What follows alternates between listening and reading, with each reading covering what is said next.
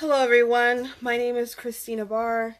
I am the sister of Gina Barr, who's running for chair of the Michigan Republican Party, and I am also her campaign manager, videographer, all around behind her person. So I wanted to talk a little bit about why Gina is running and a little bit about the campaign and offer some transparency. So Gina and really our family became Republicans because there's really no party that closely resembles our values other than the Republican Party. If you look at the platforms, there's only one of the two major parties that even talk about your constitutional rights, that talk about your First Amendment rights, your Second Amendment rights. We are the party of liberty. We are the party of freedom. And when Gina was talking about running, really she had some political people that she respected that were talking to her about it. And she also saw a need. I mean, we've been in the game for a bit now. We know a lot of the players. And we also know that we're in desperate need of some change. And we know that there's some people that are not open to change, that are afraid of change, and won't go the necessary distance to accomplish what we need to get done in the state in order for Trump to win in 2020. So she really wanted to run because she saw a need there, but also it was something she prayed about. It's something that she felt was a calling. I can guarantee you if she didn't feel that, God was kind of nudging her in this direction, she wouldn't have resigned from the best job she's ever had with the RNC to come and take this great risk to be the chair of the Michigan Republican Party. Now, I can say that in 2016, I was employed at the Michigan Republican Party. Gina was employed at the Michigan Republican Party. And of course, our co-chair, our fantastic co-chair, was a co-chair for the Trump campaign. And we all worked extremely hard for this election to get Donald Trump elected. You can ask, I did about over 40 videos while I was at the Michigan Republican Party. Gina, if you ask people in the 12th district, the 13th district, the 14th district, they know Gina, they adore her. She was the regional director over Wayne County at the time. She had top performing offices. She established great relationships. The office she had in Riverview was a top performing office. And people don't understand, even though the rest of the state is very, very red, and you have areas like in Wayne County where, of course, you have a lot of blue, there's still a large faction of Republicans in those areas. And you get sharpened in areas like that, and you really find diamonds in the rough because we have to really test our ideas all the time. We're passionate about it.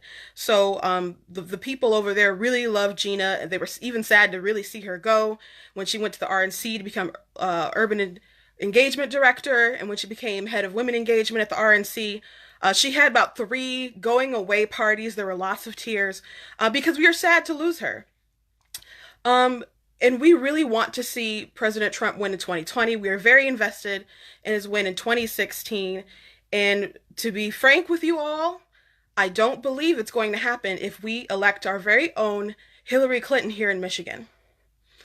Now, before this race got started, we were kind of throwing our names out there, and we were talking about who might be in the party, who might be running for chair. There were maybe upwards of 10 different names that were floating around. I don't know how it got whittled down to just Gina Barr and Laura Cox, but it's just the 2 remaining people in the race. So, before I get started, or I've already gotten started, but before I lay out some details, I would like to put out a little disclaimer. We have never been directly contacted by Laura Cox or her consultants. Everything has always happened through some kind of third party. I will not name names. I know it'll sound like a little he said, she said. We do have a little trail of proof that we're laying out. We won't name names because, frankly, a lot of people don't want to come forward for whatever reason. And we'll respect that. So I do want to say that any politician that wants to take away your choice and wants to take away the power of the people, I don't care if you're a Republican, I don't care if you are a Democrat, you should never, ever, ever trust that politician. And so there have been attempts to get Gina out of the race. And I will say this on behalf of Gina Barr and John Corey, it is not going to happen. And if you want to be the chair of the Michigan Republican Party, you will have to make your case to the delegates, and you will have to win at convention, period. So it all started first with people coming to our friends and trying to convince them to convince us to drop out of the race. And when we got to state convention, there are people that said, oh, we had heard Gina had dropped out. There was someone in particular, one of Laura's major endorsements, that came to our table crying and apologizing because they said that they were told they have to support Laura. So, we just hugged them and said, whatever happens on the convention floor is all that matters. And so we were just going to run our race and make our case to the delegates and let that be. Trump had to run as a silent, majority.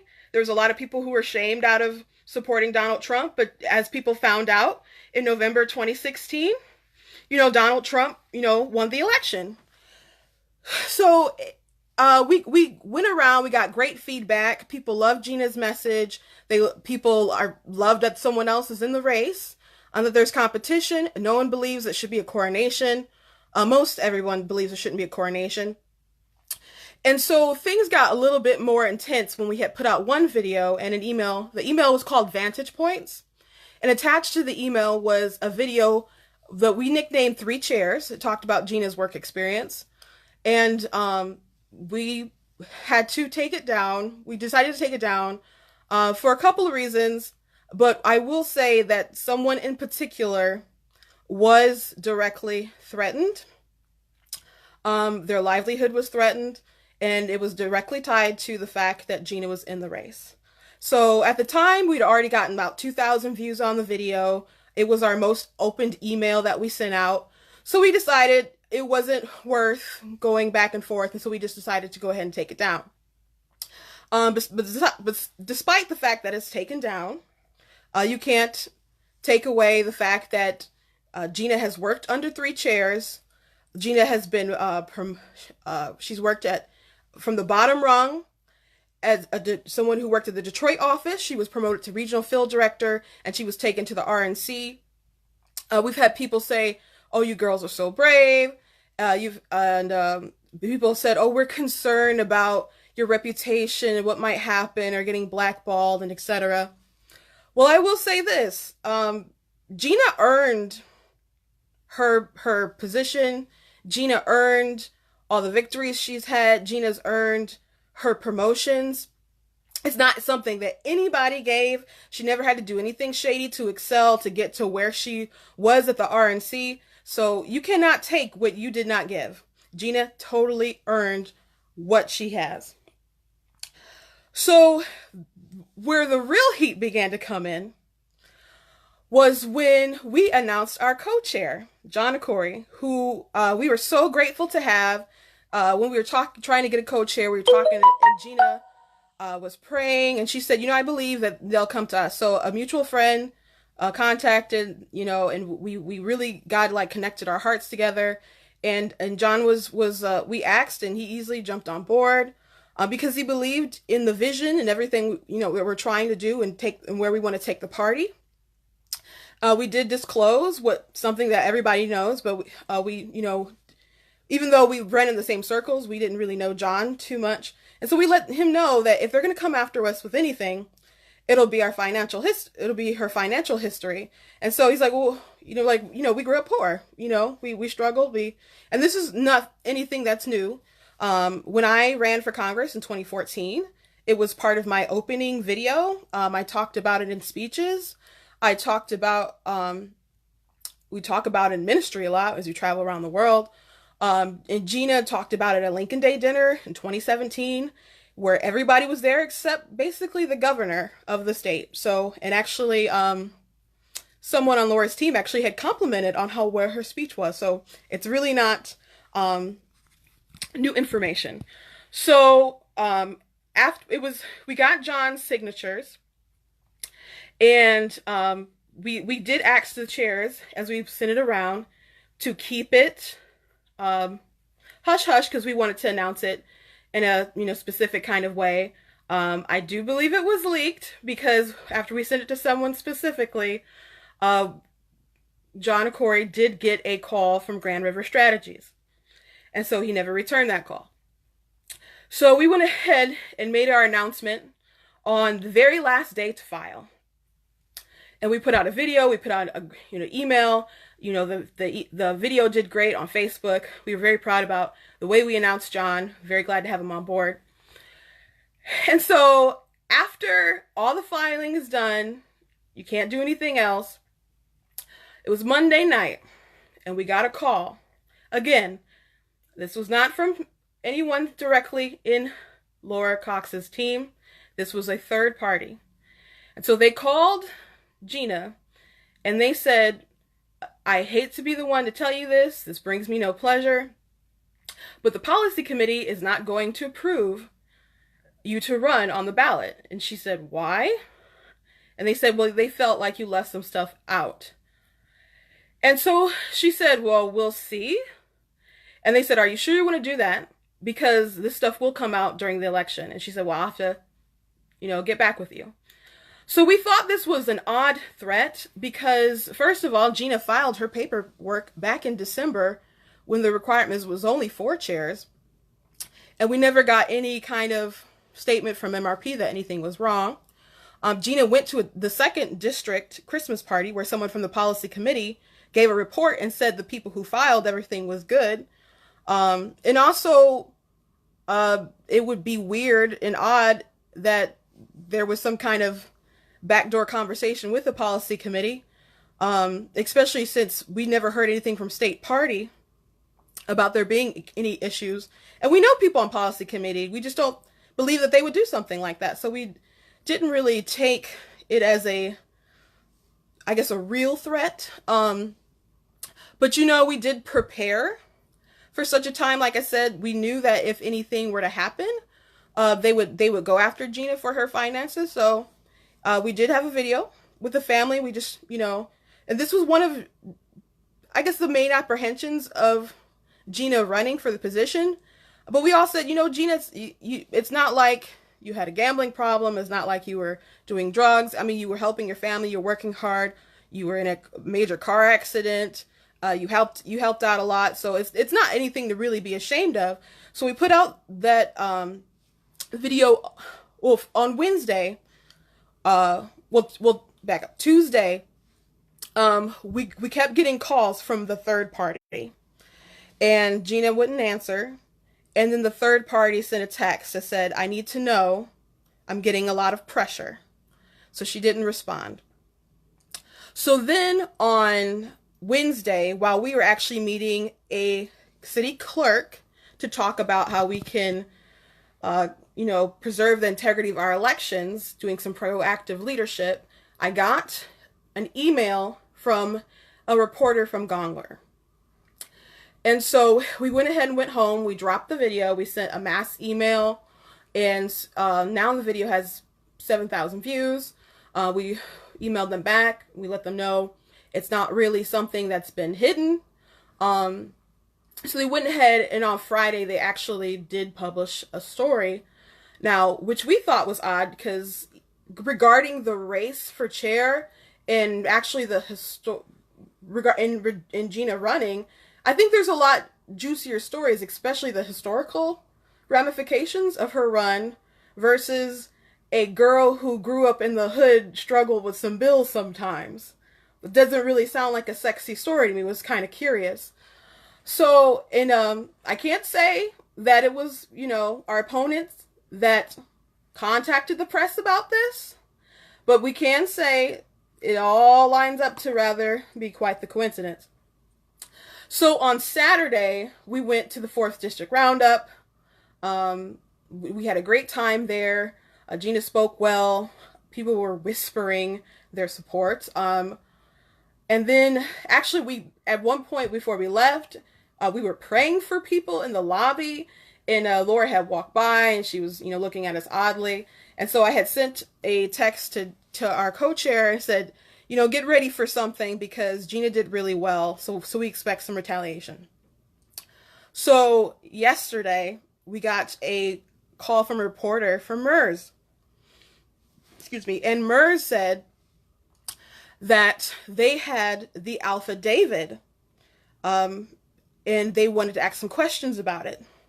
So we contacted MRP, and MRP has assured us that they are not behind the press getting the affidavit. Now, we do know that Laura's team did obtain the affidavit. So from what our knowledge, only MRP and the Cox team had Gina's affidavit. So we talked to MRP, and we're going back and forth a bit. And I do want to say, I think it's unconscionable that someone who wants to be the chair of the Michigan Republican Party, that her team would leak internal MRP documents to the liberal media. I don't think that's leadership. And I do think this should be denounced. And this isn't what a responsible leader would do, especially someone who wants to lead the party.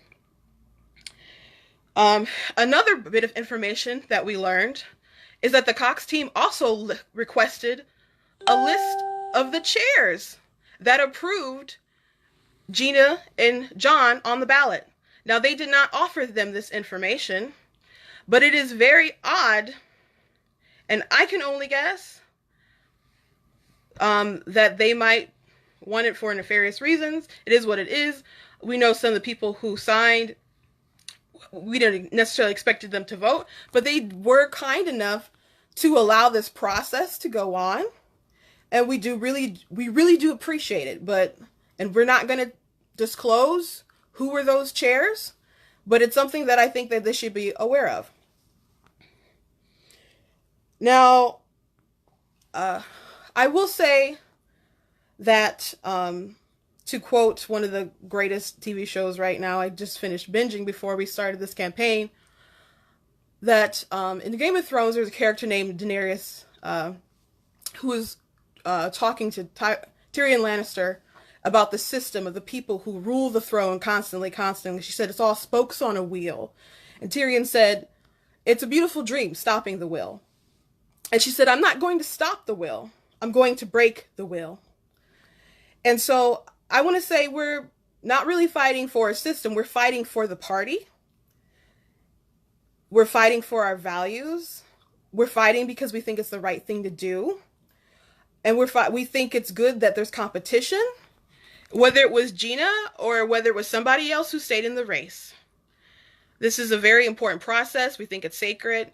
We didn't get offered any buyouts. We wouldn't take any buyouts, but there have been threats. And I do want to say once again, we absolutely will not back out of this race. Now, to address some of the things that were in the press quickly, Gina did file bankruptcy when she was 21 years old after a major auto accident. She could not work for some time. My brother was crippled. And it's only by the grace of God, the literal healing power of God, that my brother can even walk today. But it was a very long time before he was up on his feet, was able to work. And with the employment gap history he had, it was hard for him to find a job. The economy wasn't like it is now, where everything is booming and people were begging. It was a very different time. And then Gina also, she was working at Circuit City, which you all know now is no longer around. So that was a time when they started downsizing. So Gina decided to file. So that happened when she was 21 years old. And in regards to the affidavit, it doesn't say on the affidavit to list everything. It simply just wants to know if there's been any collection procedure. So we did disclose that. So I don't think there's any grounds to call us to be off the ballot. And it's something that I'm sure the policy committee will talk about. But like I said, we don't believe there's any grounds to take us off. For all of you watching and talking, as this will go around, I encourage you all to encourage the process. Everybody knows about Gina's history. Everybody knows about her mission and her vision.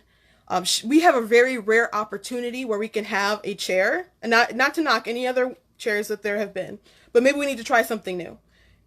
And she's someone who's worked from the bottom up.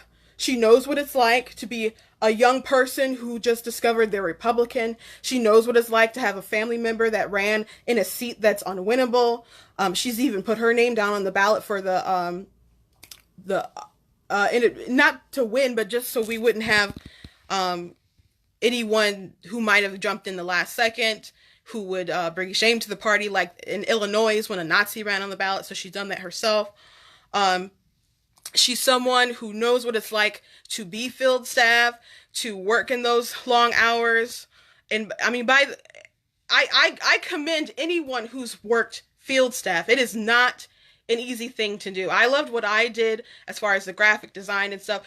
Field staff is hard work. And sometimes you're thanked, but a lot of times I think it's thankless work.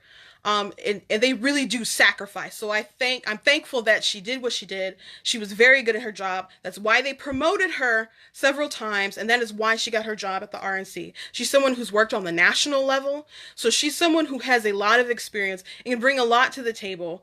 And I'm glad that everyone is excited about exciting our base. But you know what? The Democrats, we really benefited in 2016 by the Democrats being disenfranchised. As far as Hillary Clinton and Bernie Sanders, we really did benefit from that. And I don't want to see that happen here in Michigan as we talk to people who are really upset about the process. So even people who we're not sure is supporting us or not say that they are glad that there's a choice. And so we're going to fight to the end. If anyone has any questions, you can go ahead and message. You can go to GinaBarr.com. You can contact us. My email is ChristinaLBarr@gmail.com if you have questions for me. If you have questions for Laura Cox, she's going to be at the Eastside Republican Club tonight. And we want this to be an open process, and we didn't want it to get nasty or negative. And Gina has always said that she wanted, this to just be something that we talk about ideas. And this is knowing what I do personally. I love to do hit pieces at MRP. That's what I was really great at. But she really wanted to keep this about ideas. And some people who knew our opponents kind of more intimately were like, that's never going to happen.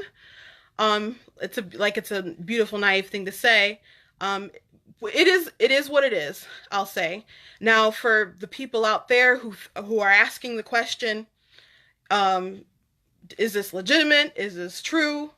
I think everyone who knows the players involved don't find this hard to believe.